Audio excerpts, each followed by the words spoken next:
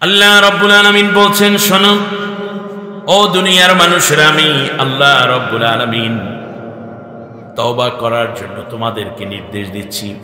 ইয়া আইয়ুহাল্লাযীনা আমানু তুবু ইলাল্লাহি তাওবাতান নাসুহা আসা রাব্বুকুম আন ইউকাফিরা আনকুম সাইয়্যাতিকুম ওয়া ইউদখিলকুম জান্নাতিন তাজরি মিন তাহতিহাল আনহার।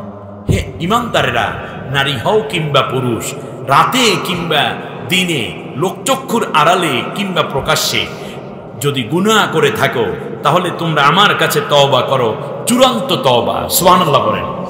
তওবা যদি করো তাহলে আমি আল্লাহ তোমাদেরকে ওয়াদা দিলাম তোমাদের জীবনের সমস্ত গুনাহগুলো মাফ করে দেব। আর আমি আল্লাহ এমন জান্নাতে তোমাদেরকে প্রবেশ করাবো যেই জান্নাতের তলদেশ দিয়ে ঝর্ণাধারা প্রবাহমান। সুবহানাল্লাহ। তাহলে তওবা করলে কি হয়? গুনাহ মাফ হয়, অন্তরটা সাফ হয়। আমাদের পিতা, আদি পিতা আদম আলাইহিস সালাম আল্লাহ রাব্বুল আলামিনের কাছে তওবা করলেন।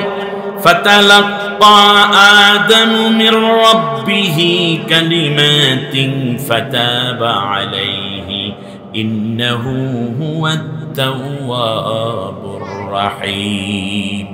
সূরা তাওবার 37 নম্বর আয়াতের মধ্যে আল্লাহ রাব্বুল আলামিন তওবা করতে আদম আলাইহিস সালামের ব্যাপারে বলছেন, আমার আদম আমার কাছে তওবা করলো আর আমার শেখানো পন্থায় তিনি নিজেকে অনুশোচনায় ভেঙে দিলেন, সাথে সাথে আমি তওবা কবুল করে তাকে আবার জান্নাতে নিয়ে এলাম। সুবহানাল্লাহ, সুবহানাল্লাহ। আল্লাহ রাব্বুল আলামিন বলছেন, শোনো তওবা করলে কি হয় শোনো। আলাম ইয়ালামু আন্নাল্লাহা হুয়া ইয়াকবালুত তাওবাতা আন ইবাদিহি ওয়া ইয়াখুযুস সাদাকাতি ওয়া আন্নাল্লাহা হুয়াত তাওয়াবুর রাহিম। আমি বান্দার তওবা কবুল করি, সুবহানাল্লাহ বলেন, আর আমি তার জীবনের গুনাহগুলো মাফ করে দেই।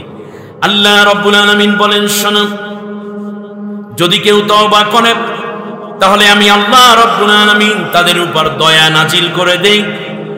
ইল্লাল্লাযীনা তাবু ওয়া আসলাহু ওয়া বাওয়ানু বায়ানু ফাউলাইকা আতুবু আলাইহিম ওয়া আনা তাওয়াবুর রাহিম। কেউ যদি তওবা করে গুনাহ থেকে আর যদি আমার কাছে অনুশোচনা করে তাহলে আমিও তার তওবাটা কবুল করে নিই। সুবহানাল্লাহ। আল্লাহ রাব্বুল আলামিন বলছেন, শোনো ইল্লা মান তাবা ওয়া আমানা ওয়া আমিলা সালিহান ফাউলাইকা ইউবাদদিলুল্লাহু সাইয়্যাতিহিম হাসানাত ওয়া কানাল্লাহু গফুরার রাহিমা। সূরা ফুরকানের 70 নম্বর আয়াতের মধ্যে আল্লাহ রাব্বুল আলামিন বলেন, যারা আমি আল্লাহর কাছে তওবা করবে এবং নেক আমল শুরু করে দিবে, আমি আল্লাহ রাব্বুল আলামিন তার তওবা করে শুধু গুনাহ মাফ করব না, আমি আল্লাহ ওয়াদা দিলাম গুনার জায়গাগুলো আমি আল্লাহ নেক দিয়ে ভরপুর করে দেব। সুবহানাল্লাহ। এতদিন পর্যন্ত আপনি নামাজ পড়েন নাই, মা বাবার অবাধ্য ছিলেন, জিনা ব্যভিচার করে বসেছেন, মদ এবং মাদক দ্রব্যের পিছনে আপনার মন ছুটে চলেছিল, আপনি ছিলেন সমাজের মধ্যে সবচেয়ে বড় সন্ত্রাসী, আপনি ছিলেন সবচেয়ে বড় খারাপ ছেলেটি। আজকে বিশ্বাস করুন, আমার আল্লাহ ওয়াদা দিচ্ছেন, তোমার বিগত বছরে 10-12 বছর পর্যন্ত বান্দা তুই একটাও সেজদা দেও নাই, আজকে যদি তওবা করো আল্লাহ কোনোদিন জীবনে আর নামাজ তরক করব না, জিনা ব্যভিচার করব না, মাদক দ্রব্য কোনোদিন হাতে কিংবা মুখে নেব না, আমি আল্লাহ শুধুমাত্র নামাজ না পড়ার অপরাধে তোমার গুনাহগুলোই মাফ করব না, বরং এই 10 বছর সুন্দর নামাজ পড়লে যেই সওয়াব হতো এই 10 বছরের জায়গাটা আমি আল্লাহ নেক আমল দিয়ে ভরপুর করে দেব। সুবহানাল্লাহ। আল্লাহ রাব্বুল আলামিন অন্য আয়াতের মধ্যে বলেছেন, মান জাআ বিল হাসানাতি ফালাহু আশরু আমসালিহা। আল্লাহ রাব্বুল আলামিন সূরা আনআমের 160 নম্বর আয়াতের মধ্যে চমৎকার বলতেছেন, আমি আল্লাহ তাআলা তাদের ওয়ায়ুবাদদিলুস সাইয়্যাতি বিল হাসানাত, হাসানাত দিয়ে ভরপুর করে দেব, নেক দিয়ে ভরপুর করে দেব। আর অন্য আয়াতে আল্লাহ রাব্বুল আলামিন বলেন, আমি যখন কাউকে নেক দিই, একটা নেক দিই না, বরং কমপক্ষে 10টা নেক দিয়ে ভরপুর করে দেই। সুবহানাল্লাহ বলবেন না? আমার ভাইয়েরা খেয়াল করুন, আল্লাহ রাব্বুল আলামিন বলেন, শোনো, ওয়াল্লাযানি ইয়াতিয়ানিহা মিনকুম ফাআযুহুমা ফাইন তাবা ওয়া আসলাহা ফাআরিদু আনহুমা ইন্নাল্লাহা কানা তাওয়াবার রাহিমা। আল্লাহ রাব্বুল আলামিন কি চমৎকার করে বলছেন, যৌবনের তাড়নায় কিংবা শয়তানের ওয়াসওয়াসায় পড়ে কেউ যদি জিনা করে বসে, সূরার নাম সূরা নিসা 16 নম্বর আয়াতের মধ্যে আল্লাহ রাব্বুল আলামিন বলেছেন, কেউ যদি জিনা ব্যভিচার করে বসে, কেউ দেখে নাই কিন্তু অনুশোচনায় ভেঙে পড়েছে, রব্বুল আলামিন কিয়ামতের দিন কেমন করে আমি তোমাকে মুখ দেখাবো? আল্লাহ তুমি আমাকে মাফ করে দাও, কোনোদিন আর জিনা ব্যভিচার করব না, স্ত্রী ছাড়া অন্য কারোর সাথে আর দৈহিক মিলন করব না। এই ওয়াদা যদি কোনো বান্দায় স্পষ্টভাবে করে এবং চূড়ান্তভাবে করে, তাহলে আমি আল্লাহ রব্বুল আলামিন বললাম, আমি আল্লাহ তার আগের জীবনের গুনাহগুলো মাফ করে দিলাম। একটু খেয়াল করুন, নবী আকরাম সাল্লাল্লাহু আলাইহি ওয়াসাল্লামের কাছে এক মহিলা এসেছে পিকনিক। শুনতেছেন আমার কথা আপনারা? আল্লাহর নবীর কাছে এসে মহিলা বলছে, ইয়া রাসূলুল্লাহ, আমি ইসলাম গ্রহণ করেছি আজ থেকে মাত্র 9 দিন আগে। কয়দিন? এর আগে আমি কাফের ছিলাম। কাফের থাকার কারণে আমার কোনো স্বকীয়তা ছিল না, পর্দাপোশিদা, সতীত্ব বলতে আমি কিছু বুঝতাম না। আল্লাহর রাসূল আমাকে শাস্তি দিয়ে দেন, 6 মাস বয়সের বাচ্চা আমার পেটের মধ্যে, জিনা করতে গিয়ে আমার পেটে বাচ্চা এসে গেছে, আমি এখন কি করব?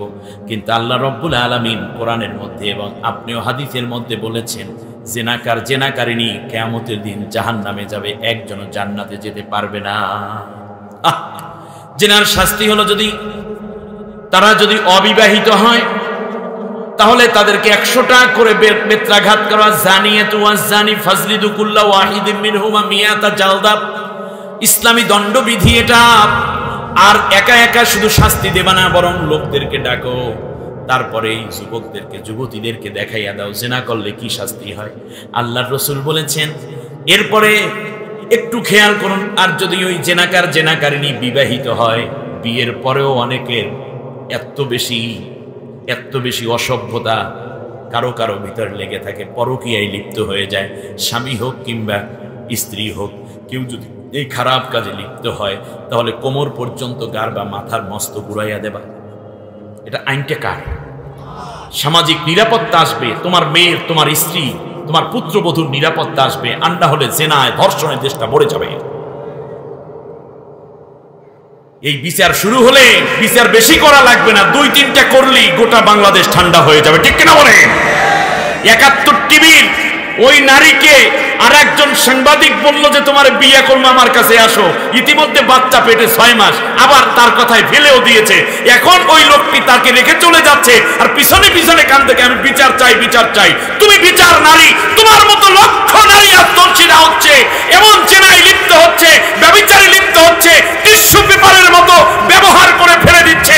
তোমাদেরকে আহ্বান জানাই, যদি সত্যিকার তোমার সতীত্বের গ্যারান্টি পেতে চাও, সত্যিকার যদি তোমার অধিকার পেতে চাও, আর কোনো দিক নাই, তোমরা চলে আসো আল্লাহর কোরআনের আইনের দিকে। তোমার নিরাপত্তা, তোমার সতীত্বের গ্যারান্টি কেবল আল্লাহর কোরআনের আইন দিয়েছে। আল্লাহর নবী যখন সূরা কুরাইশ নাজিল হয়ে গেল, তখন বিশ্বনবী সাল্লাল্লাহু আলাইহি ওয়াসাল্লাম আদি ইবনে হাতেম তাই তার পাশে বসা কাবার চত্বরে নবী বলেছেন, ইয়ামানের রাজধানী সানা থেকে মদিনার হাজরামাউত পর্যন্ত একজন সুদর্শনা, একজন ষোড়শী তন্নি যুবতী অলঙ্কারে সুসজ্জিত হয়ে একাকী সফর করবে দিন এবং রাত, দীর্ঘ এই 450 কিলোমিটারের মধ্যে ধর্ষণ, জেনা, ইফটিজিং কিংবা তার আঁচল ধরে টান দেয়া, অলঙ্কার ছিনিয়ে নেওয়া তো দূরের কথা, চোখ তুলে তাকাবার মতো দুঃসাহস এই বিশাল ভূখণ্ডের মধ্যে একজন যুবক দেখানোর সাহস পাবে না। তার কারণ কোরআন মানুষের জান মালের পূর্ণ নিরাপত্তার ব্যবস্থা করে দিয়েছে। আমার বন্ধুগণ, মহিলা এসে বলছে, ইয়া রাসূলুল্লাহ, আমাকে শাস্তি দিন, কারণ আমি তো এখন মুসলমান। পরকালে আল্লাহর নবী যখন মেরাজের রাতে গেলেন, শুনতে পেলেন এক যুবকের আর্তচিৎকার। নবী জিজ্ঞেস করলেন, কে গো এই যুবক? সাথে সাথে জিবরিল বললেন, ইয়া রাসূলুল্লাহ, হলো ওই যুবক যে দুনিয়ায় জেনা করেছে, ব্যভিচার করেছে। বলছে, কেন এই শাস্তি? বলল যে এখন আগুনের এক নারী তার জন্য তৈরি করা হয়েছে। এই নারী এসে বলছে, আমি তোমার সেই সখা, অতএব তুমি আমাকে এখন আগের মতোই জড়িয়ে নাও, আগের মতো ভালোবাসো। কিন্তু এই ছেলেটা জানে একে ধরা মানে শেষ হয়ে যাওয়া, এই জন্য সে দৌড়বে, কিন্তু এই মেয়ে তার পেছন ছাড়বে না, গিয়ে তাকে ঝাপটে ধরবে, মাথার তালু থেকে পায়ের তালু পর্যন্ত তার গোটা দেহ গলে যাবে মোমের মতো, হাড্ডি গুড্ডি সহ। এরপর নারীর থেকে আলাদা হয়ে যাওয়ার সাথে সাথে আবার আগের মতো দেহ তৈরি হবে। ওই ধরার সময় যে আওয়াজটা দেয়, চিৎকার করে, সেই চিৎকার আপনার কানে ভেসে আসতেছে। কিছু দূর যাওয়ার পর আল্লাহর নবী দেখলেন একদল লোক তার সামনে কোরমা, পোলাও, ফিন্নি, জর্দা কাবাব, সাবি কাবাব, ফালুদা, রেজালা, দারুণ অনেকগুলো ফ্রুটস, কি চমৎকার সুস্বাদু খাবার। পাশেই রয়েছে পচা দুর্গন্ধযুক্ত পুষ গোশত, যা একেবারেই অখাদ্য, কুখাদ্য। এই দিকে তাকাচ্ছে ভালো খাবারের দিকে, খাচ্ছে খাবার, মন্দ খাবারগুলো। জিব্বা দিয়ে যখন গলদকরণ হয়, সাথে সাথে নারী বুড়িগুলো পায়পথ দিয়ে বের হয়ে যাচ্ছে, গলা দিয়ে রক্ত বেরোচ্ছে, লোকটা ছটফট করে মারা যাচ্ছে, আবার সে জীবিত হয়ে উঠতেছে। নবী জিজ্ঞেস, এই কপাল পোড়া শাস্তি দিবে কাকে জিবরাইল? এরা কারা? বলল যে রাসূল, তাদের ঘরে ছিল, এই মহিলাদের ঘরে ছিল তাদের স্বামী, এবং এই পুরুষগুলোর ঘরে ছিল তাদের হালাল স্ত্রী। সেই দিকে তারা তাকাতো, কিন্তু ব্যবহার করতো খারাপ জিনিস, এবং অবৈধভাবে তারা মেলামেশা করতো বিবাহিত নারী পুরুষ। এদের জন্য পরকালে এই শাস্তির ব্যবস্থা রয়েছে। আমার বন্ধুগণ, এই মহিলা বলতেছে, জি ইয়া রাসূলুল্লাহ, আমাকে শাস্তি দিন। নবী বললেন, না, তুমি যে কাজটি করেছো এজন্য ইসলামী দণ্ডবিধি আছে, কিন্তু তোমার গর্ভে আছে সন্তান, তোমাকে মেরে ফেললে অবশ্যই সন্তানটাও মারা যাবে। তোমার গুনার কারণে তোমার শাস্তি হতে পারে, কিন্তু এই শিশুটি তো গুনাহগার নয়। আল্লাহু আকবার। অতএব সে প্রসব না হওয়া পর্যন্ত তোমাকে আমি শাস্তি কার্যকর করলে কিয়ামতের দিনে এই শিশু আল্লাহর আদালতে আমার বিরুদ্ধে মামলা করবে। নবীর চেয়ে বেশি বুঝেন না। শিশু অধিকার ইউনিসেফ আজকে সিরিয়ায় বোম মেরে, আফগানিস্তানে বোম মেরে দীর্ঘদিন পর্যন্ত, আপনি চলে যান মায়ানমারে, সেখান থেকে সিরিয়ায়, কাশ্মীরে, আফগানিস্তানে, ফিলিস্তিনে লক্ষ লক্ষ শিশুকে পঙ্গু করে দেয়া হলো, লক্ষ লক্ষ শিশুকে হত্যা করা। ইউনিসেফ কি করে? মানবাধিকার সংস্থা কি করো? মনে রাখবে, একটি শিশুর অধিকার কাকে বলে? যারও সন্তান বাস্টার্ড, কিন্তু এরপরেও নবী তাকে হত্যা করার দায় নিতে চান না। তার কারণ হচ্ছে অপরাধটা ছিল তার মায়ের কিংবা এবং অন্য কোনো যুবকের, কিন্তু এখানে শিশুর তো কোনো দোষ নাই। এজন্য নবী বললেন, যতদিন পর্যন্ত সন্তান প্রসব না হবে ততদিন আমি তোমাকে শাস্তির কার্যকর করব না। সন্তান প্রসব হলো, মহিলা চলে আসলো, কোলের মধ্যে সন্তান, নবজাতক, মাত্র 9 দিন বয়স। হাদিসে এসেছে, আল্লাহ নবী বললেন, তোমাকে এখনো আমি শাস্তি কার্যকর করব না, কারণ তোমার বুকের মধ্যে আছে এই শিশুর দুধ। এই শিশুর খাদ্যের অধিকার থেকে আমি বঞ্চিত করব না। তাহলে কিয়ামতের দিন আমি মুহাম্মদুর রাসূলুল্লাহ আসামির কাঠগড়ায় দাঁড়িয়ে যাব, এই শিশুটি আমার বিরুদ্ধে আল্লাহর কাছে মামলা করবে। খেয়াল করুন, মানবাধিকার, শিশু অধিকার কাকে বলে? যতদিন পর্যন্ত দুনিয়ার কোনো খাবার সে না ধরবে ততদিন আমি আল্লাহর রায় তোমার উপরে বাস্তবায়ন করব না। মহিলা 6-7 মাস পরে আবার চলে আসছে। আচ্ছা, এই মহিলার পিছনে কোনো গোয়েন্দা আছে? কথা বলেন না কেন? কোনো পুলিশ আছে? কোনো জামিনদার আছে? কোনো ওকিল আছে? না। তার কারণ হচ্ছে এই যে এই মহিলা যে নবীর কাছে বারবার আসতেছে, এটা আসতেছে শুধুমাত্র আমি যে গুনাহটা করে ফেলেছি এই গুনার কারণে আমি তো জাহান্নামে যাব, অতএব আমি দুনিয়ায় শাস্তি হয়ে গেলে পরকালে তো আর আমার জাহান্নামে যাওয়া লাগবে না। যদি বাংলাদেশে আল্লাহর কোরআনের শাসন প্রতিষ্ঠিত হয়, সবচেয়ে বেশি লাভবান আমরা হব এই যে দুনিয়ায় কোনো অপরাধ, কোনো ইসলাম বিরোধী কাজ কিংবা আল্লাহর কাছে শাস্তিযোগ্য কোনো কাজ করলে দুনিয়ায় তার বিচার হয়ে যাবে, পরকালে আর কোনো বিচারের সম্মুখীন হওয়া লাগবে না। আর দুনিয়ায় যদি আল্লাহর কোরআন অনুযায়ী বিচার না হয়, পরকালেও এই সংক্রান্ত রায় আবার আল্লাহ তাআলা উত্থাপন করবেন এবং এই বিচারের সম্মুখীন আমাদের হতে হবে। মহিলা চলে আসলো, হাতের মধ্যে রুটি। আল্লাহর নবী শিশুটাকে কোলে নিলেন, কোলে নিয়ে অন্য সাহাবিয়াদেরকে বললেন তোমরা একে লালন পালন করো। মহিলার কোমর পর্যন্ত গেড়ে ফেলা হলো। এরপরে শাস্তি কার্যকর করার জন্য পাথর নিক্ষেপ করা হচ্ছে। হযরতে খালিদ বিন ওয়ালিদ রাদিয়াল্লাহু তাআলা আনহু পাথর মারেন। এক পর্যায়ে দেখা গেল মহিলার রক্ত গোশত আলাদা হয়ে যাচ্ছে। আমার ভাইরে শাস্তির বিধান দিয়েছেন কে? আল্লাহ তাআলা। এবার খেয়াল করুন, মহিলার মনে কোনো আফসোস নাই, তার কারণে শাস্তি কার্যকরের মাধ্যমে পরকাল থেকে সে জান্নাতের ব্যবস্থার সুযোগ পেয়ে যাবে, তার কারণ সে তওবা করেছে কার কাছে? এবার খেয়াল করুন, কিছুক্ষণ পরে খালিদ বিন ওয়ালিদ রাদিয়াল্লাহু তাআলা আনহুর শরীরের মধ্যে এক ফোঁটা রক্ত, মহিলার ফিনকি দিয়ে যখন রক্ত বেরোচ্ছে, এক ফোঁটা রক্ত এসে তার সাদা জামায় লেগেছে। খালিদ বিন ওয়ালিদ এভাবে জামাটা ধরে ধোয়ার জন্য নিয়ে যাচ্ছে, অন্য জায়গায় চলে যাচ্ছে, আর বলতে সিসি একটা জেনাকারিনীর রক্ত আমার শরীরের মধ্যে লেগে গেল। আল্লাহর নবী বললেন, খালিদ রে, তুমি কি এই মহিলাকে সিসি বলতেছ? যেই মহিলা তিনবার তাকে আমি ছেড়ে দিয়েছি, কিন্তু আল্লাহর ভয়ে, পরকালের ভয়ে, পরকালে জাহান্নাম থেকে বাঁচার আকাঙ্ক্ষায় আমার কাছে তিনবার করে ছুটে এসেছে।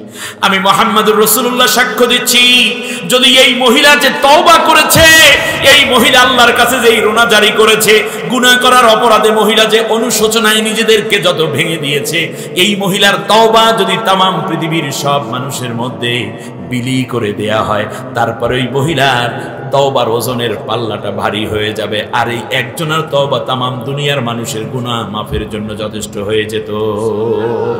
সুবহানাল্লাহ। আমার ভাইরা, তওবা আল্লাহ রাব্বুল আলামিন বলছেন, শোনো, তওবা কারটা কবুল হবে?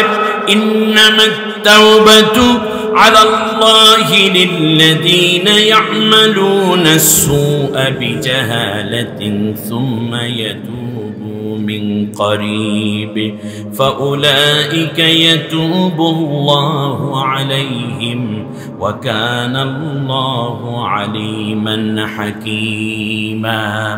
সূরা তাওবার 17 নম্বর আয়াতের মধ্যে আল্লাহ রাব্বুল আলামিন বলেন, তওবা তো তারটাই কবুল হবে যেই ব্যক্তি গুনাহ করেছে, গুনাহ করার সাথে সাথে সে আবার অনুশোচনা করে বলল, রব্বুল আলামিন, আমি আর কোনোদিন এই গুনাহটা করব না, আমি আর কোনোদিন এই অন্যায়টা করব না।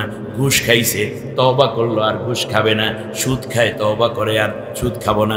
মিথ্যা মামলা দিয়ে নির্দোষ মানুষদেরকে জেলের মধ্যে ডুবিয়ে রাখে, রিমান্ডের নামে অন্যায় অত্যাচার করে, আল্লাহর কোরআনের বিরোধিতা করে, কিংবা মালের মধ্যে ভেজাল মিশায়, মাপে কম দেয়, ওজনে কম দেয়, অথবা সমাজের মধ্যে মানুষের অধিকার হনন করে, রিলিফের মাল চুরি করে, জনগণের মাল আত্মসাৎ করে, দুর্নীতি করে। আর যারাই এই কাজগুলো করে, সাথে সাথে যদি বলে আল্লাহ এই কাজটা কোনোদিন আমি আর করব না, আল্লাহ রব্বুল আলামিন বলেন এই তওবাটা করার সাথে সাথে সে আর কোনোদিন অন্যায়ের দিকে পা বাড়াবে না। ওয়াদাটা যে করে আমি আল্লাহ তার তওবাটা কবুল করে নেই। কিন্তু তওবা কবুল হয় না কার? শুনুন, সূরা নিসার 18 নম্বর আয়াতের মধ্যে আল্লাহ তাআলা বলছেন, وَلَيْسَتِ التَّوْبَةُ لِلَّذِينَ يَعْمَلُونَ السَّيِّئَاتِ حَتَّى إِذَا حَضَرَ أَحَدُهُمُ الْمَوْتُ قَالَ إِنِّي تُبْتُ الْآنَ وَلَا الَّذِينَ يَمُوتُونَ وَهُمْ كُفَّارٌ أُولَئِكَ أَعْتَدْنَا لَهُمْ আযাবান আলীমা। আল্লাহ রাব্বুল আলামিন বলেন, ওই ব্যক্তির তওবা আমি কবুল করি না।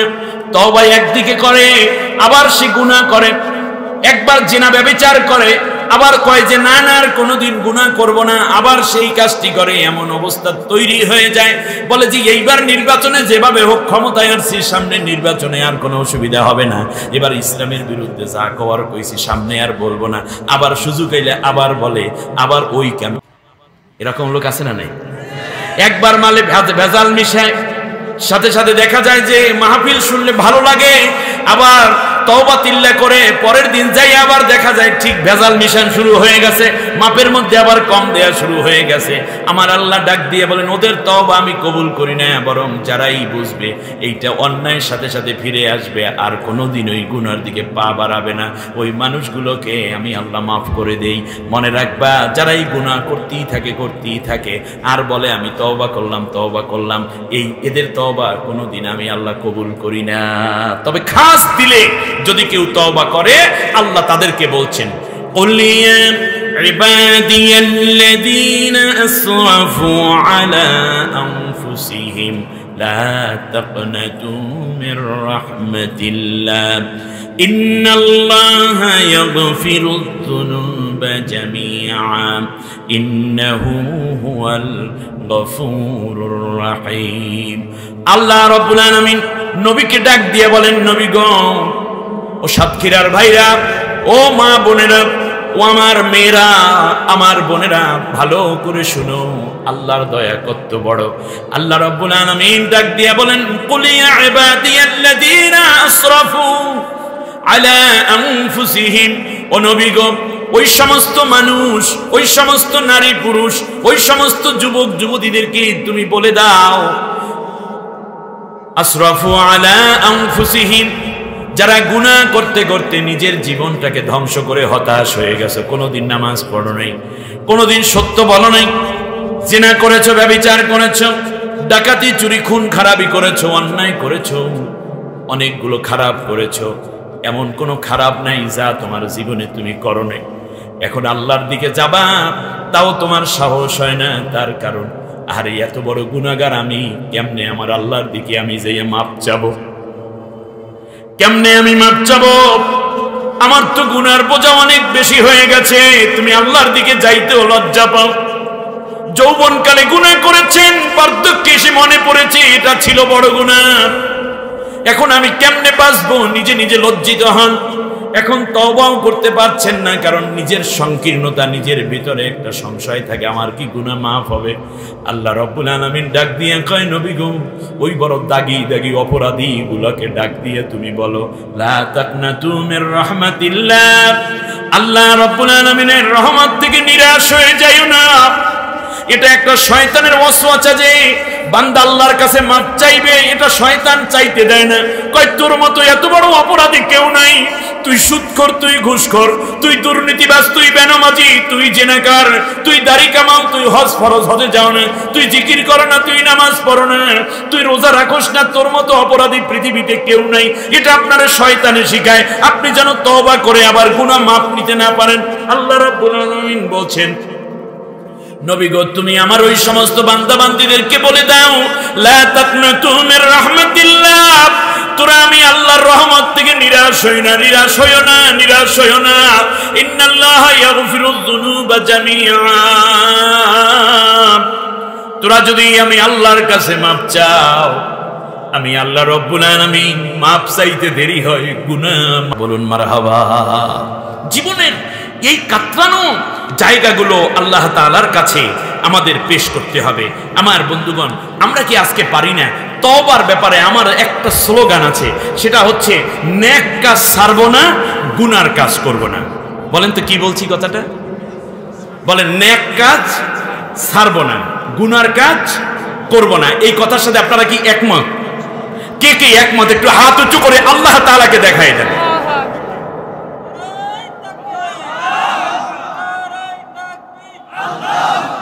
সবাই বলেন, আল্লাহ আমি ওয়াদা করলাম কোন নেক আমল ছাড়বো না, কোন গুনার কাজ করব না।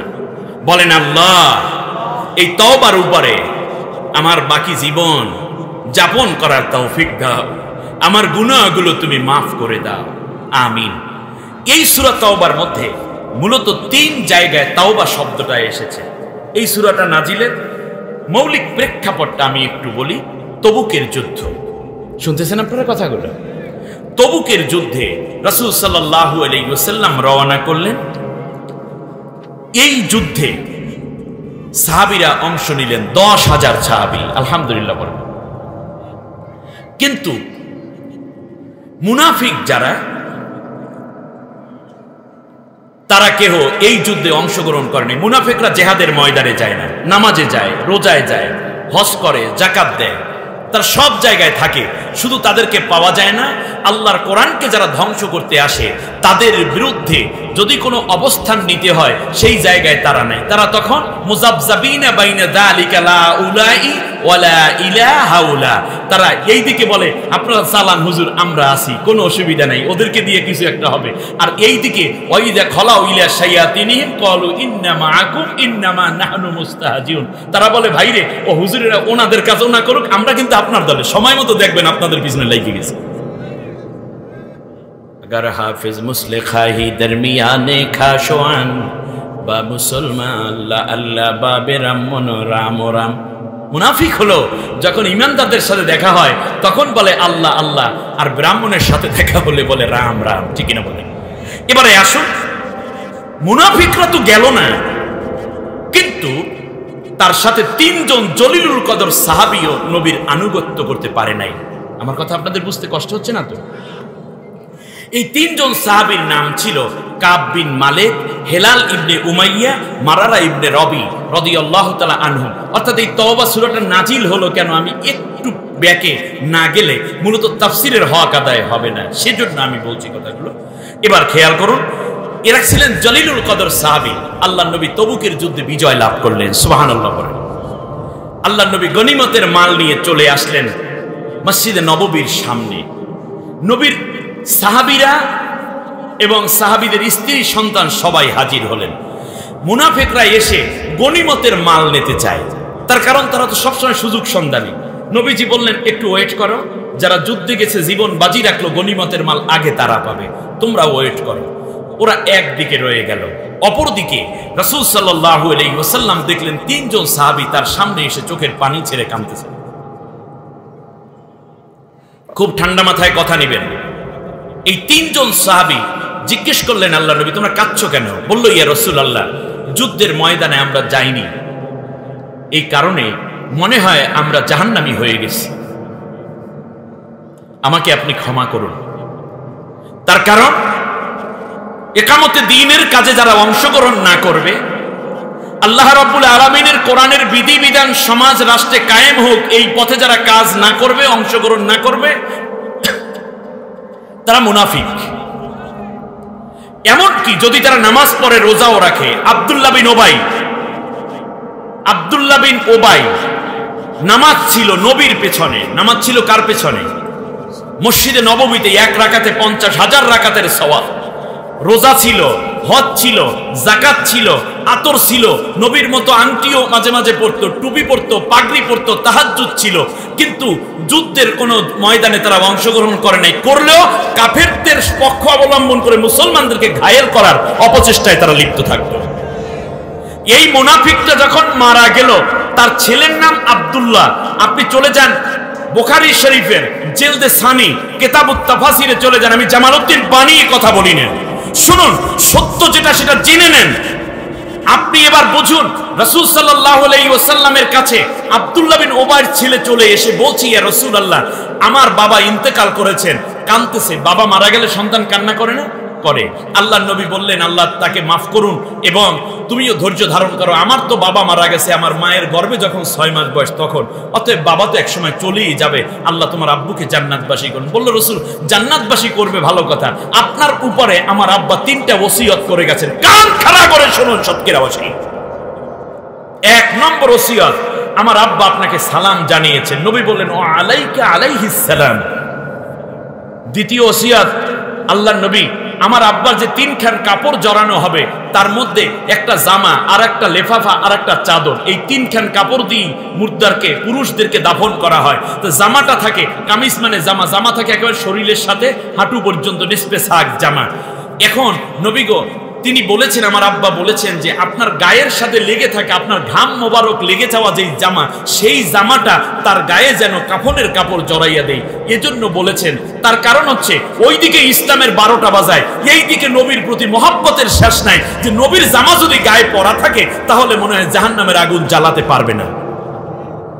আমরা তো নবীর জামার মতো মাত্র জামা পরি, কিন্তু সরাসরি নবীর জামা আব্দুল্লাহ বিন উবাইর গায়ে। আল্লাহ নবী উপর থেকে 2টা জামা খুললেন, তারপর শরীরের সাথে আমরা যেমন পাতলা গেঞ্জি পরি, এইরকম গেঞ্জি আকারে নবী যেই জামাটা পরতেন এটা খুলে আব্দুল্লাহর হাতে দিয়ে দিলেন, ছেলে আব্দুল্লাহর হাতে। ইয়া রাসূলুল্লাহ, আমার আব্বার জানাজা আপনাকে পড়ার জন্য ওসিয়ত করেছেন, বলছে তুমি যাও গোসল করো, আমি আসতেছি জানাজার জন্য। আল্লাহর নবী রওনা করতেছেন। এখন আপনাদের কাছে প্রশ্ন করি, নবী জানাজাও পড়ালেন, আচ্ছা এখন আপনাদের কাছে প্রশ্ন করি, আব্দুল্লাহ বিন উবাইর গায়ের মধ্যে কার জামা? নবীর জামা। নবীজি গেলেন, ওমর রাদিয়াল্লাহু আনহু পিছন থেকে জামা টেনে ধরলেন, ইয়া রাসূলুল্লাহ কই যান? এই আব্দুল্লাহ বিন উবাইর জানাজা পড়বেন আপনি? আল্লাহর নবী বললেন, আল্লাহ যতক্ষণ নিষেধ না করেন ততক্ষণ আমি থামবো না। নবী কত উদার। চলে গেলেন, যাওয়ার পরে গিয়ে দেখে আব্দুল্লাহ বিন উবাই হা করে আছে। মরার পর অনেক মানুষ হা করে থাকে না, তার মুখটা বন্ধ করতে চেষ্টা করেও বন্ধ করতে পারছে না। রাসূল সাল্লাল্লাহু আলাইহি ওয়াসাল্লাম তার মুখের লালা মোবারক এনে আব্দুল্লাহ বিন উবাইর মুখের মধ্যে দিয়ে বিসমিল্লাহ বলে চাপ দিলেন, মুখটা লেগে গেল। গায়ের মধ্যে কার জামা? মুখের মধ্যে কার লালা? নবীজি। এরপর জানাজা পড়ালেন নবী। নবী জানাজা পড়াচ্ছেন, এই মুসল্লি তো কোনোদিনও জাহান্নামে যাওয়ার কথাই না। নবীর পেছনে নামাজ পড়েছে, নবীকে দেখেছে। বিশ্বাস করুন, কবরের মধ্যে লাশ রাখা হলো, আল্লাহর নবী কবরের পাশে দাঁড়াইয়া কাঁদতেছে, আল্লাহ গো, আব্দুল্লাহ বিন উবাইকে তুমি মাফ করে দাও। আব্দুল্লাহ ইবনে ওমর রাদিয়াল্লাহু তাআলা আনহু সহ অনেক সাহাবীরা এই হাদিসের বর্ণনাকারী বলতেছেন যে এর আগে কিংবা পরে কোনোদিন নবীকে কোনো কবরের পাশে দাঁড়াইয়া এত কান্না করতে দেখি নাই। আল্লাহ নবী সাল্লাল্লাহু আলাইহি ওয়াসাল্লাম কাঁদতেছেন আর আল্লাহ তাআলা আয়াত নাযিল করতেছেন। সুবহানাল্লাহ। কার কবরের পাশে? মুখের মধ্যে কার লালা? আব্দুল্লাহ বিন উবাইর মুখের মধ্যে কার লালা? নবীজির মুখের লালা। গায়ের মধ্যে কার জামা? জানাজা পড়াইলেন কে? দোয়া করতেছেন কে? এখন আল্লাহ কি বলেন শুনেন, ইস্তাগফির লাহুম আও লা তাস্তাগফির লাহুম ইন তাস্তাগফির লাহুম 70 মাররাতান ফালাইয়াগফিরাল্লাহু লাহুম। আল্লাহ তাআলা বললেন, নবী তুমি আব্দুল্লাহ বিন উবাইর জন্য দোয়া করো আর না করো, তুমি যদি 70 বারও দোয়া করো, আমি আল্লাহ বলে দিলাম কোনোদিনও তাকে আমি ক্ষমা করব না। ক্ষমা করার মালিক কে? তা নবী বললেই আল্লাহ ক্ষমা করতে বাধ্য না, যদিও তিনি ক্ষমা করবেন নবীর দোয়া, কিন্তু আল্লাহ নবী এই জায়গায় আল্লাহ তাআলা বলেন ফালাইয়াগফিরাল্লাহু, তাকিদ করে আল্লাহ চমৎকার করে বলেন কোনোদিনও তাকে আমি মাফ করব না। আল্লাহ নবী কবরের পাশ থেকে চলে যাচ্ছেন বাড়ির দিকে, আল্লাহ তাআলা আবার আয়াত নাজিল করলেন, সূরা তাওবার 84 নম্বর আয়াত, ওয়ালা তুসাল্লি আলা আহাদিম মিনহুম। নবী গো, কোনদিন এই টাইপের মানুষ যারা নামাজ পড়ে, রোজা রাখে, হজ করে, যাকাত দেয়, দাড়ি আছে, টুপি আছে, তাসবিহ আছে, তাহলিল আছে, ঈদের নামাজ আছে, জুমার নামাজ আছে, মুসলমান ঘরেই জন্ম হয়েছে, কিন্তু আল্লাহ রাব্বুল আলামিনের, আমি আল্লাহর কোরআন দিয়ে দেশটা পরিচালনা হোক, আমি আল্লাহ রাব্বুল আলামিনের কোরআন বিজয় হোক, এইটা যারা চায় না এবং এই কাফেলায় যারা শামিল থাকে না, এরা মুনাফিক। কোনোদিন এদের জানাজা পড়তে তুমি আর আসবা না, তার কারণ ইন্নাল মুনাফিকিনা ফিদ দারকিল আসফালি মিনান নার, এই মুনাফিকরা যাবে জাহান্নামে। ইন্নাল মুনাফিকিনা লাকাযিবুন, মুনাফিকরা ঈমান আনে নাই, ওরা মিথ্যাবাদী। যেহেতু মিথ্যাবাদী ঈমান আনে নাই, অতএব মনে রেখে এদের ঈমান মৌখিক ছিল, অন্তরে ছিল না, এই জন্য ওরা আসলে বেঈমান। বেঈমানের কোনো নামাজ নাই, জানাজা নাই। এবার আমি একটা মেজারমেন্ট দিয়ে গেলাম সাতক্ষীরাবাসী। নামাজ ছিল, রোজা ছিল, শুধুমাত্র আল্লাহর কোরআন দিয়ে দেশ চলুক এটা সে চায়নি। আর যদি এরকম হয় যে চায় না তো চাই না, বরং যারা চায় তাদেরকে অত্যাচার পীড়ন করা হচ্ছে, আর যারা চায় তাদের উপরে নির্যাতন করা হচ্ছে, অথবা আল্লাহর কোরআনের বিরুদ্ধে যেই আইন আছে সেইটার পক্ষে কাজ করে, তারা কিভাবে জান্নাতে যায়? আপনার কপাল আপনি পুড়ে ফেলেন না। দুনিয়ার সংকীর্ণ ভোগ বিলাসিতা কিংবা কোন রকম আরাম আয়েশ অথবা ক্ষমতার কারণে আল্লাহর কোরআনের বিরুদ্ধে একটি কথাও বলবেন না, সারা জীবন আল্লাহর কোরআনের সাথী হয়ে যেতে হবে। এটাই ঈমান। এবার খেয়াল করুন, আল্লাহর নবী আরো 4-5 কদম সামনে যাওয়ার পরে আল্লাহ আবার আয়াত নাজিল করেন, ওয়ালা তাকুম আলা কবরিহি, কোনদিন আর এই কবর জিয়ারত করার জন্য তুমি আসবে না। আল্লাহু আকবার। এবার খেয়াল করুন, এই তিনজন বুঝতে পেরেছে, আল্লাহর নবীর সাথে জিহাদের ময়দানে, তবুকের ময়দানে না যাওয়া মানে আমি জাহান্নামী হয়ে গেছি। আমি কি হয়ে গেছি? তাহলে দেখুন, একটা যুদ্ধে তারা যায়নি। এই তিনও সাহাবী বদরের যুদ্ধ ছিলেন, উহুদের যুদ্ধে ছিলেন, খন্দকের যুদ্ধে ছিলেন, শুধুমাত্র তবুকের যুদ্ধে যায় নাই। তাতেই তারা বুঝলো যে আমি জাহান্নামী হয়ে যাচ্ছি। আর আমি আপনি কেমন ইমানদার হলাম যে আল্লাহর কোরআনের কথা বলবো তো দূরের কথা, বরং যারা বলে তাদের বিরুদ্ধে আপনি অ্যাকশনে যাচ্ছেন, এরপরে আপনি বলতেছেন আপনি জান্নাতে যাবেন। আপনার মাথা কিসে খেয়েছে চিন্তা করে দেখা দরকার। এত সহজ নয়। আহাসিবান নাসু আইয়ুতরাকু আইয়াকুলু আমান্না ওয়া হুম লা ইফতানুন, তারা কি মনে করেছে আমি ঈমান এনেছি, এই কথা বললে আমি ছেড়ে দেব, আমি আল্লাহ কি পরীক্ষা করব না? আম হাসিবতুম আন তাদখুলুল জান্নাতা ওয়া লাম্মা ইয়ালামিল্লাহুল্লাযীনা জাহাদু মিনকুম ওয়া ইয়ালামাস সাবিরিন, তোমরা কি মনে করেছো তোমরা এমনি এমনি জান্নাতে চলে যাবে? আমি কি পরীক্ষা করে দেখব না? আমি কি পরীক্ষা নেব না? আমি কি টেস্ট করব না? তোমরা যে ঈমান এনেছো সেই ঈমান কাঁচা নাকি পাকা? আর কি কোরআনের কথা বলে ময়দানে ঝাঁপিয়ে পড়েছো? কে আমার পথে জিহাদ করেছো? আর জিহাদ করতে গিয়ে কে ধৈর্য ধারণ করেছো? আমি আল্লাহ কি সেটা পরীক্ষা করব না? পরীক্ষা ছাড়া আমি আল্লাহ জান্নাতের সার্টিফিকেট দেই না। নবীদের ঈমান কাঁচা না পাকা? কথা বলেন না কেন? তা আল্লাহর নবীকেও উহুদে পরীক্ষা দেওয়া লাগে, বদরে পরীক্ষা দেওয়া লাগে, বাসা থেকে বাড়ি থেকে হিজরতের পরীক্ষা দেওয়া লাগে, মায়ের খাওয়া লাগে, জেল খাটা লাগে। সে আবু তালিবে হামজা রাদিয়াল্লাহু তাআলা ঈমানের পরীক্ষা দিতে গিয়ে শহীদ হওয়া লাগে, হানজালার শহীদ হওয়া লাগে, মুসাব বিন উমাইরকে শহীদ হওয়া লাগে, হযরতে খানাসাকে শহীদ হওয়া লাগে, হযরতে সুমাইয়াকে শহীদ হওয়া লাগে। আর আমি আপনি মনে করেছি জান্নাত মামু বাড়ির আম গাছ, যাই একটা ঝাঁকি মারবো 4-5টা নিচে পড়বে, মামা তো বাইরে লয়ে ভাগ করে খাবো। আবু বকর রাদিয়াল্লাহু তাআলা আনহু এত বড় ঈমানদার, আল্লাহ পরীক্ষা নিয়েছেন। আর ঈমানের পরীক্ষা মসজিদের মধ্যে নয়, মাদ্রাসার মধ্যে নয়, খানকার মধ্যে নয়, মাহফিলের ময়দানে নয়। মূলত ঈমানের পরীক্ষা হয় বাতিলের মোকাবেলা যখন আপনি করবেন, তখন হাজার অপবাদ, নির্যাতন, নিপীড়ন আসবে, তখন আপনি দাঁড়িয়ে থাকেন নাকি ইসলাম ছাইরা পালান, এটাই হচ্ছে আপনার পরীক্ষা। আল্লাহ এই পরীক্ষা আমাদের উত্তীর্ণ হওয়ার তৌফিক দেন। এবারে আসি আমরা অন্য জায়গায়। এই তিনজন যখন দেখলেন যে হায় হায় আমরা তো জাহান্নামী, আরে সাহাবীরা বুঝলেন যে আমি জাহান্নামী হয়ে যাচ্ছি, আমি জাহান্নামী হয়ে যাচ্ছি। আল্লাহু আকবার বলবেন না আপনারা? আমাদের ঈমানগুলো মারবেন না, ঈমানগুলোকে তাজা রাখুন। তারা বুঝতেন যে যদি আমি ইকামতে দ্বীন তথা আল্লাহর কোরআনকে যারা ধ্বংস করতে চায় তাদের বিরুদ্ধে যদি আমি দাঁড়িয়ে আল্লাহর কোরআন সেইবের জন্য প্রমাণ দিতে না পারি, তাহলে আমি জাহান্নামে যাব। নবী সবাইকে বিদায় দিলেন, মালামাল যুদ্ধের গনিমতের মাল বন্টন করে দাঁড়িয়ে নবী একটা খুতবা দিলেন। আপনারা শুনতেছেন না? মনে খুতবাটা শুনেন। আইয়ুহা হাদিরুন, হে সম্মানিত নারী পুরুষ, তোমরা শোনো, আমি যুদ্ধ করতে চাইনি, আল্লাহ নবী আল্লাহ তাআলা আমাকে অর্ডার করেছেন, সেজন্য আমি তবুকের যুদ্ধে গিয়েছি।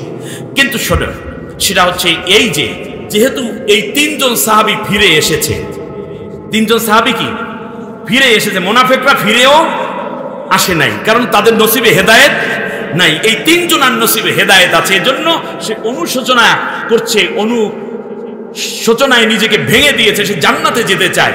অতএব তাদের ব্যাপারে আল্লাহর সিদ্ধান্ত ছাড়া আমি কোনোদিনও তাদেরকে মাফ করতে পারবো না। তার কারণ তাদের যে অপরাধ, এই অপরাধ আমি মুহাম্মদুর রাসূলুল্লাহর সাথে নয়, এই অপরাধটা আল্লাহর সাথে।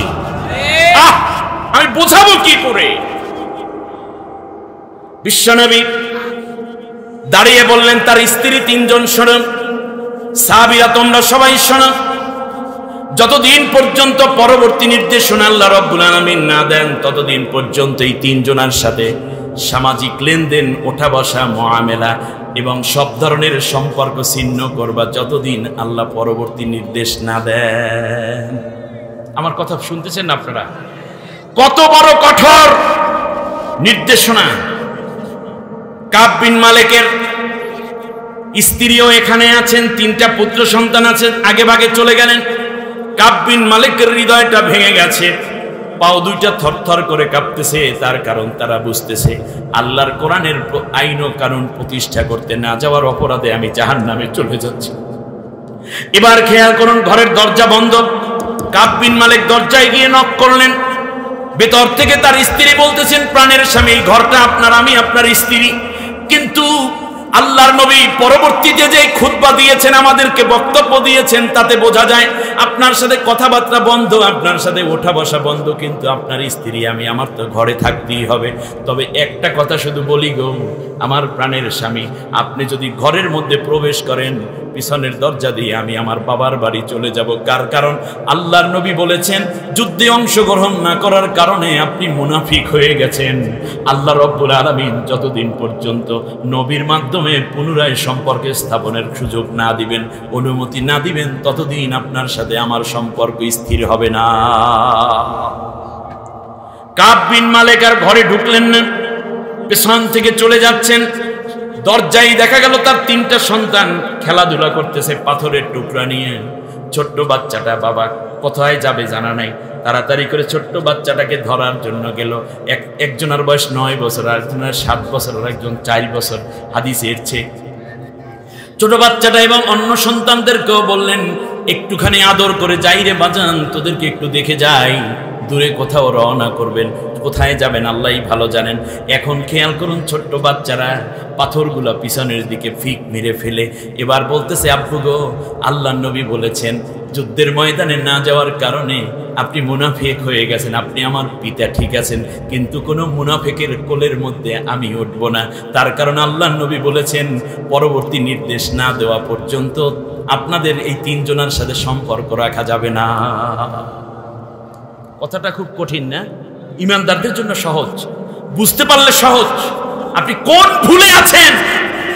হেলাল ইবনে উমাইয়ার বয়স ছিল 69 বছর, 69 ইয়ার্স ওল্ড। 69 বছর তিনি দূরে কোথাও যেতে পারছেন না বিধায় মসজিদে নববীর একটা খুঁটি, আল্লাহর নবীর যে ঘর, আয়েশা সিদ্দিকা রাদিয়াল্লাহু তাআলা আনহার যে হুজরা, ওই বরাবর সামনে গিয়ে একটা খুঁটি, ওই খুঁটির সাথে নিজে বাঁধছে, বেঁধে এমন অবস্থা করেছে যে রাত্রে আর ঘুমায় না, শোয় না, নিজে শাস্তি দিচ্ছে, আমি কেন গেলাম না আল্লাহর নবীর সাথে যুদ্ধের ময়দানে, তবুকের যুদ্ধে কেন গেলাম না, নিজেকে নিজে বাঁধছে। তার সে হাদিসে এসেছে যে এমন হয়েছে, একই জায়গা দিয়ে শক্ত করে বাঁধার কারণে যে ক্ষত হয়েছে, ওই ক্ষতর উপর দিয়ে আবার যখন রশি নিয়েছে তখন সেখানে ইনফেকশন হয়েছে, পুজ হয়েছে, রক্ত ঝরতেছে। হেলাল ইবনে উমাইয়া বলতেছেন, সাহাবীরা নিজেরা যখন মসজিদে ঢুকতেন তখন একে অন্যের সাথে কথা বলতে বলতে হাসিতে ঢুকতেন, কিন্তু যখন আমি তাদেরকে সালাম দিতাম সাথে সাথে তারা মুখ নিচু করে ফেলতেন। তার কারণ আল্লাহর নবীর নির্দেশ ছিল এদের সাথে কথাও বলা যাবে।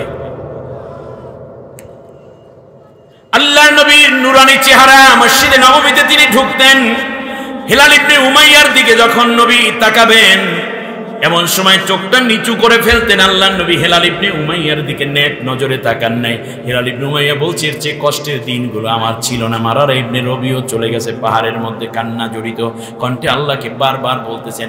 1 দিন 2 দিন নয়, 50 দিন পর্যন্ত একটানা তারা কেঁদেছেন।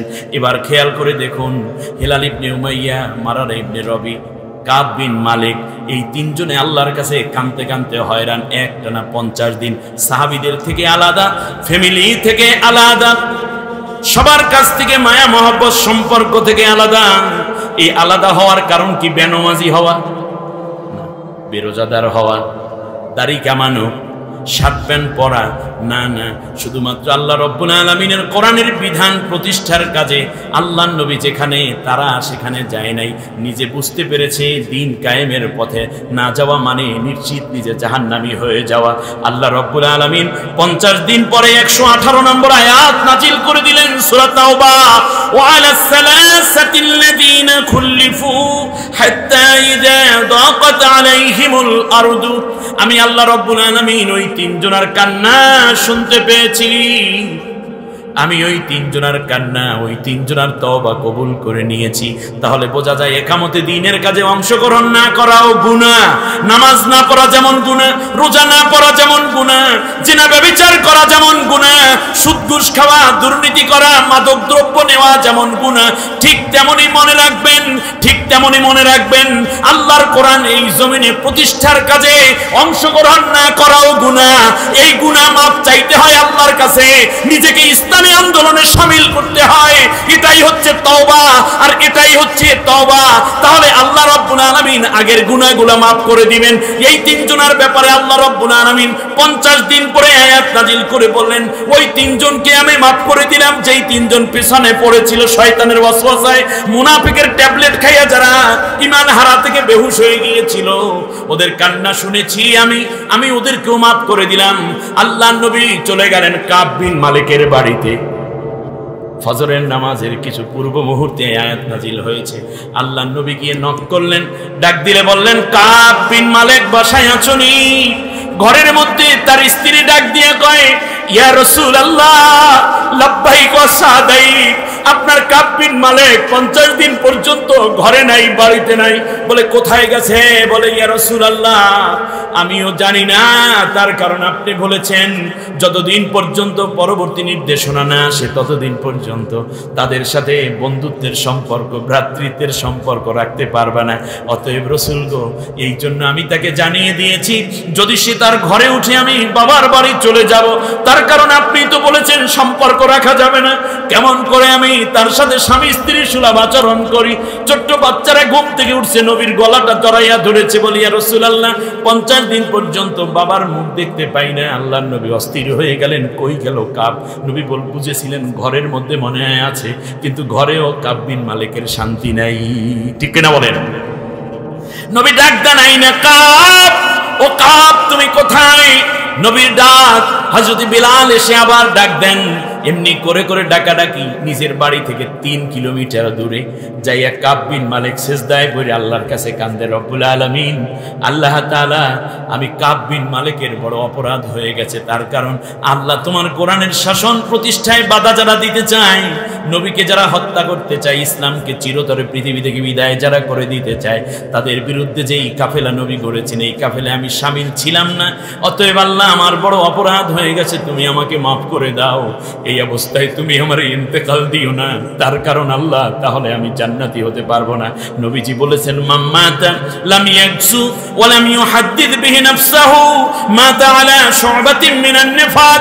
যেই ব্যক্তি আল্লাহর দ্বীন প্রতিষ্ঠার জন্য আন্দোলন করে নাই, আন্দোলন করার চেতনাও তার ভিতরে ছিল না, ওই ব্যক্তি মুনাফিক অবস্থায় মারা যাবে। কি অবস্থায়? মুনাফিক অবস্থায় মারা যাবে।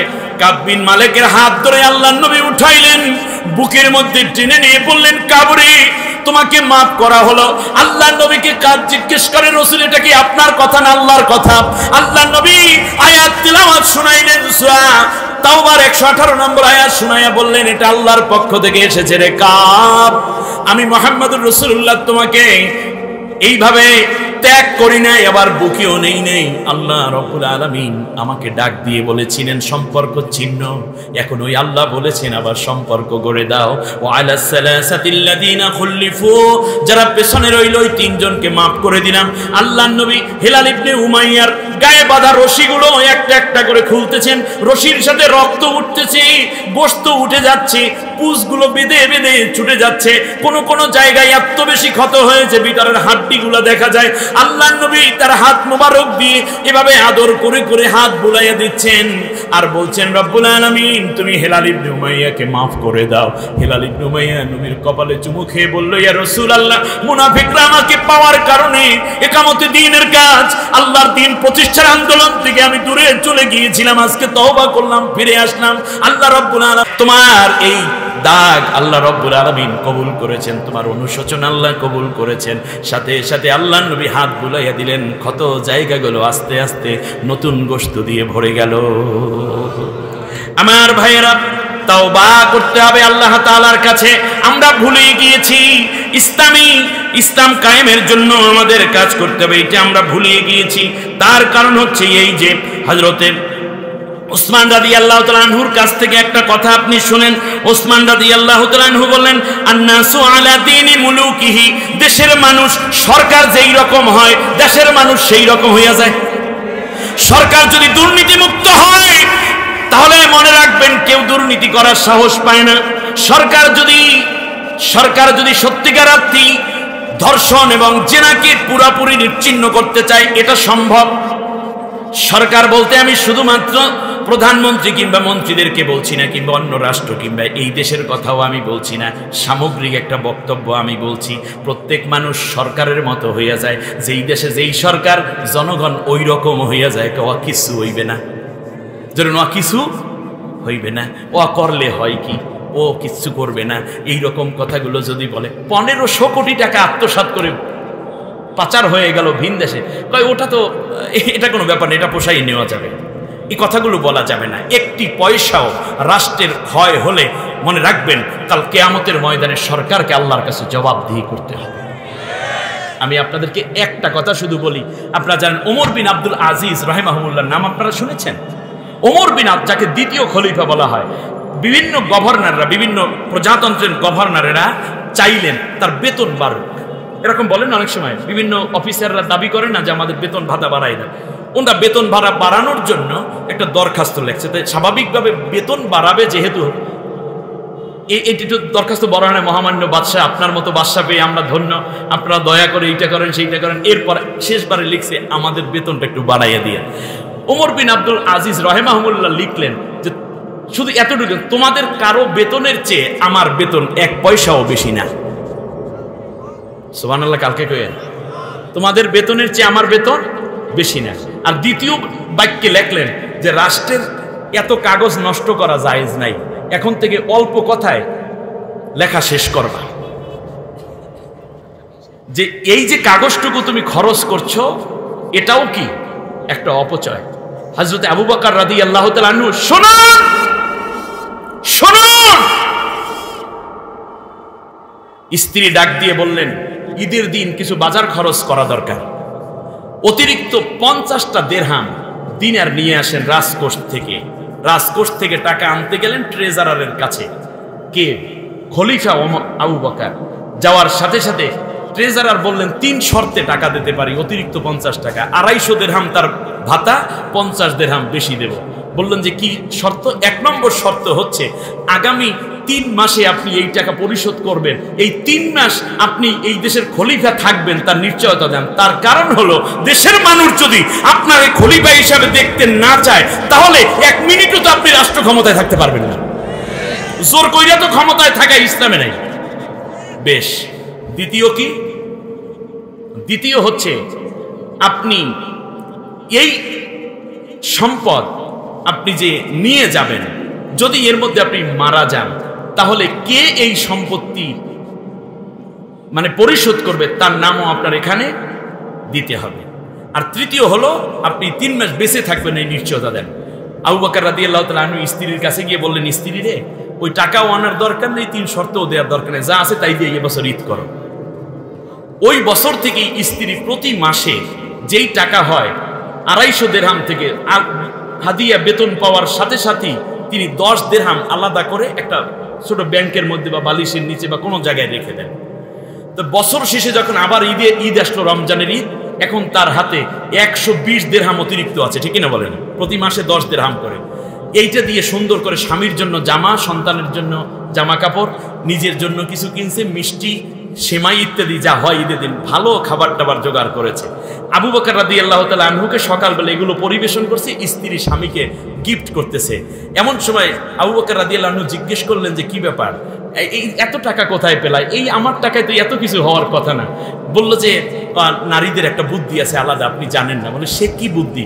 বলল যে তাহলে আজকে বলি ঈদের দিন, সেটা হচ্ছে গত বছর থেকেই আমি শাওয়াল মাস থেকে বেতন যেটা পাইতেন তার 10 দিরহাম করে আলাদা রেখে 240 দিরহাম দিয়ে সংসার চালাইছি। হযরত আবু বকর রাদিয়াল্লাহু তাআলা আনহু স্ত্রীকে বলেন, আসলেই তুমি ধন্য এবং ভালো একজন স্ত্রী, আমার তোমাকে ধন্যবাদ। এ কথা বলে তিনি ঈদগাহে গেলেন, ঈদের জামাতে নামাজ পড়াইয়া ট্রেজারারের কাছে গেছে, যাইয়া বলতেছে এখন থেকে আমার মাসিক হাদিয়া হবে 240 দিরহাম। তার কারণ আমার স্ত্রী 240 দিরহাম দিয়েই বছর চালাইছে পুরো ঠিকঠাক মতো, কোনো অসুবিধা হয়নি।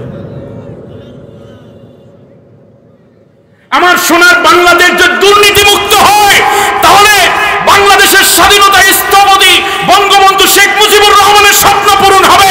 জোরের দ্বারা সোনার বাংলা গড়া কঠিন কালো সম্ভব হবে না।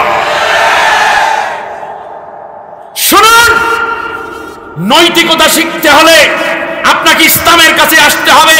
আল্লাহ রাব্বুল আলামিন বলেছেন, আমাইয়াগুলুল ইয়াতি বিমা গাল্লা ইয়াউমাল কিয়ামা, যে যেই জিনিস আত্মসাৎ করবে, চুরি করবে, কিয়ামতের দিন ওই জিনিস সহ আল্লাহ তাআলা তাকে কিয়ামতের ময়দানে হাজির করাবেন। কত ডিসি, কত এসপি, কত মেম্বার, কত চেয়ারম্যান, কত এমপি, কত মন্ত্রী জনগণের তেল, চাল, ডাল, এমনকি বিধবাদের ভাতা, সেখান থেকে রড, ইট, বালি, সিমেন্ট এবং জনগণের যত ব্রিজের টাকা মেরে খেয়েছে, রাস্তার টাকা মেরে খেয়েছে, এইগুলো নিয়ে কিয়ামতের ময়দানে তোমাদের হাজির হতে হবে। সেদিন কি তোমার লজ্জা করবে না? আল্লাহকে ভয় করো, নিজের দায়িত্বে পালন করো।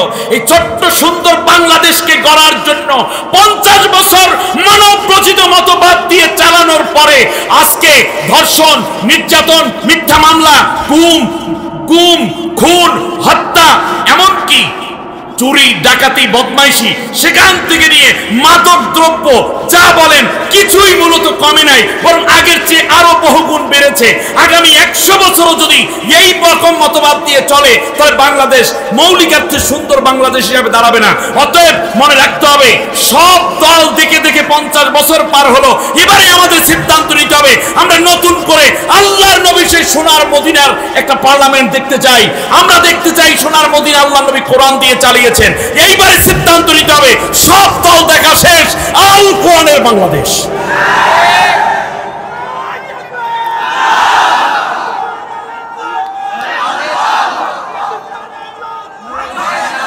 অনেক দেখা হয়ে গেছে, কমাইতে পারেন নাই।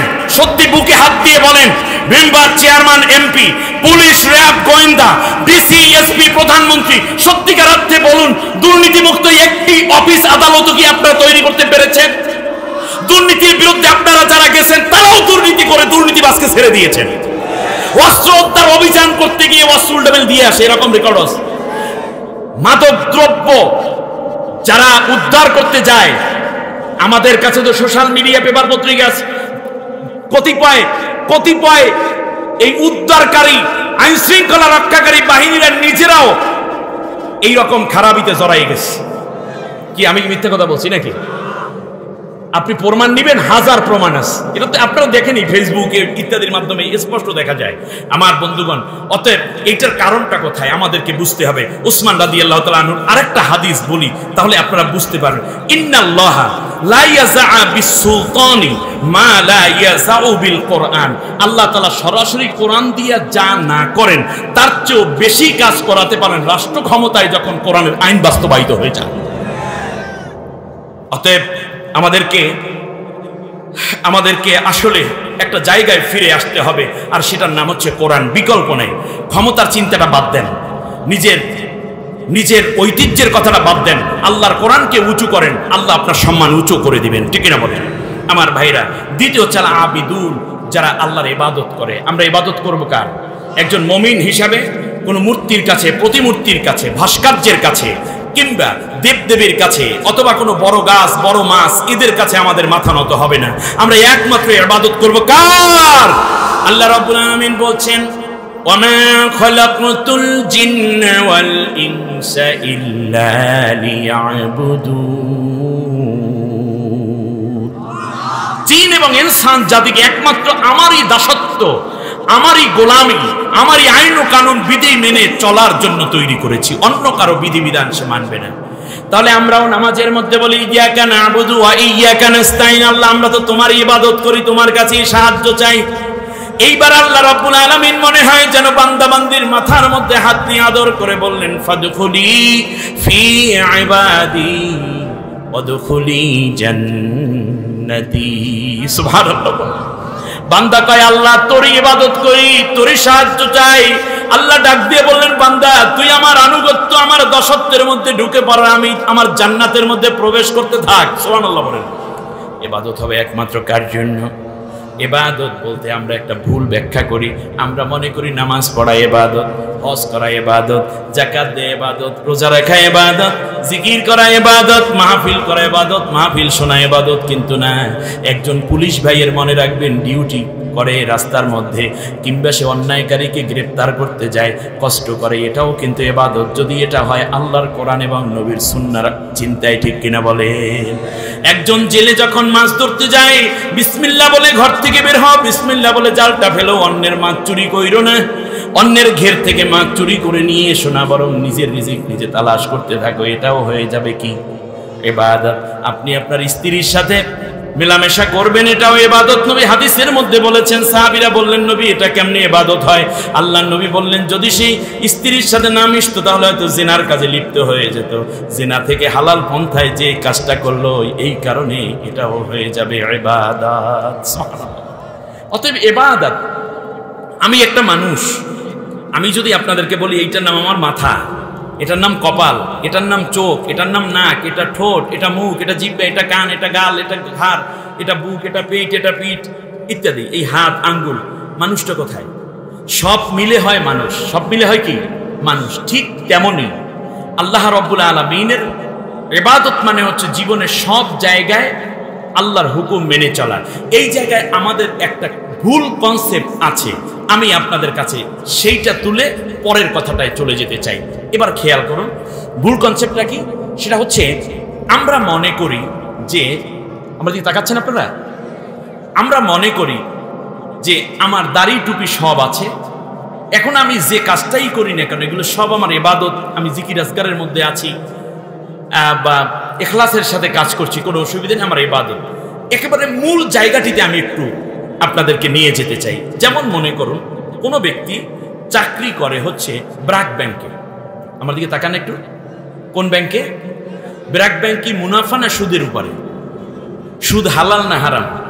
হারাম। আচ্ছা, এখন এই ব্যক্তিটি খুব ইখলাসের সাথে 3 চিল্লা দিয়েছে, এক পীরের মুরিদ হয়েছে, কোরআনও পড়েছে এবং দাড়ি রেখেছে, পাগড়ি আছে, দাড়িও আছে, তাসবিহ তাহলিল করে, সে বাইরের খানাও খায় না, বেনমাজির রান্না সে হোটেলেরটা খাবে না, এবং অফিসের কোনো মালামাল সে কিংবা টাকা আত্মসাৎ করে না। খুব ভালো না খারাপ? অবশ্যই ভালো। এখন এই ব্যক্তির ইখলাসের তো কোনো অভাব নেই, কিন্তু আপনাদের কাছে প্রশ্ন, উনি যেই অর্থনীতিটা ডিল করতেছেন এটা কি হালাল না হারাম? তো ইখলাসের সাথে উনি কি কাজ করতেছেন? ইখলাসের সাথে হারাম কাজ করতেছে। কথা বোঝেন? ইখলাসের সাথে কি করতেছেন?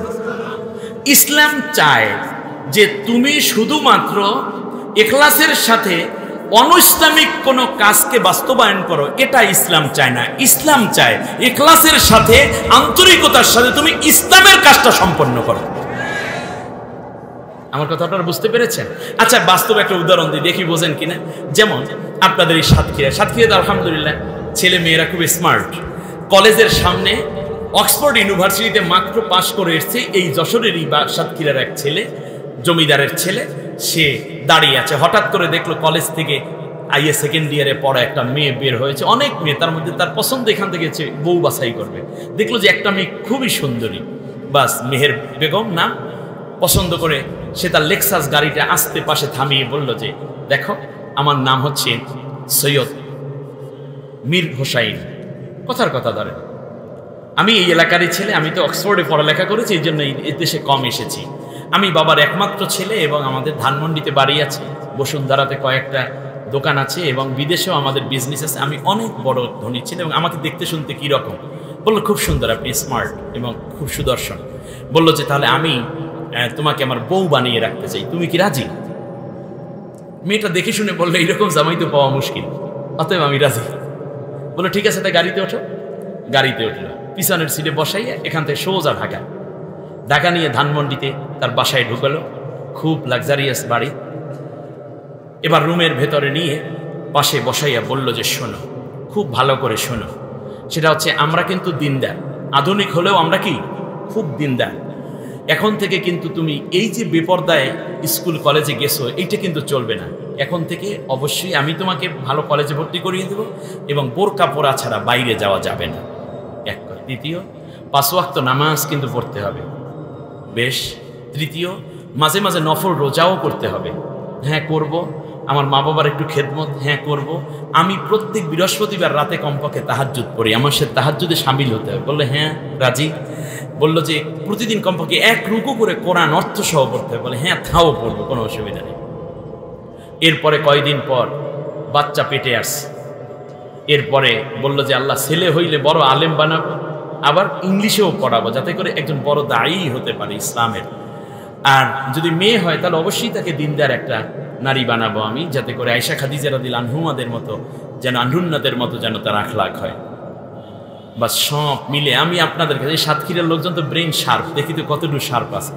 এই পর্যন্তই এই ছেলে তার স্ত্রীকে যতগুলো কাজ করালো এবং এতদিন পর্যন্ত দাম্পত্য জীবন কাটালো, এর মধ্যে আপনারা কি কোন রকম খারাপ কিছু দেখতে পাচ্ছেন?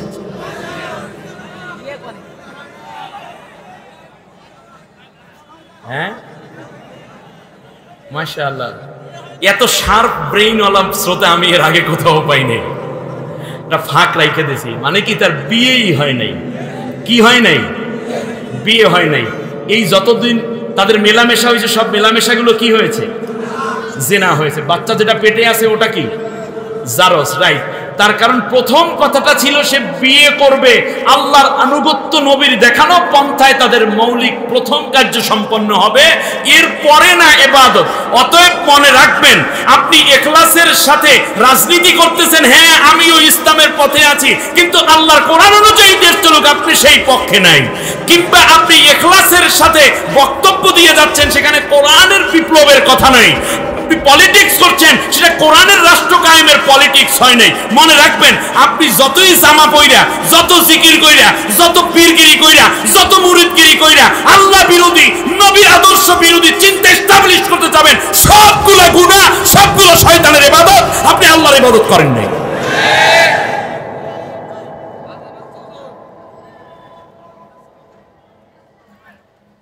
আমি তো শেষ করে দেওয়ার কথা না।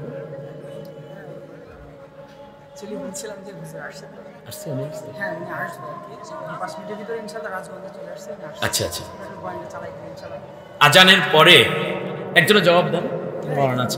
একজনে, এই গোটা মজলিস থেকে একজনে জবাব দিলে কি সবার জবাব হয়ে যাবে? সুবহানাল্লাহ বলেন। ইসলাম কত সহজ, তাই না? আজানটার পরে আমি বাকি কথা একটু বলার চেষ্টা করব ইনশাআল্লাহ।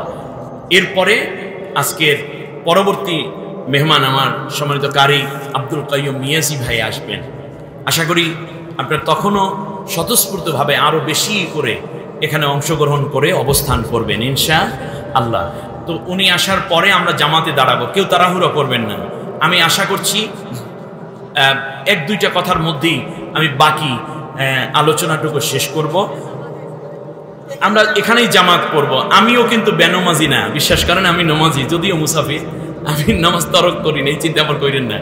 তো স্বাভাবিকভাবেই আমি চাই যে আপনাদেরকে নিয়ে এখানে জামাত করব আমিও ইনশাআল্লাহ। যাদের ওযু নাই একান্ত দয়া করে তারা উঠবেন। আজকে কিন্তু আমরা তওবা করেছি আর নামাজ তরক করব না, ঠিক আছে কিনা?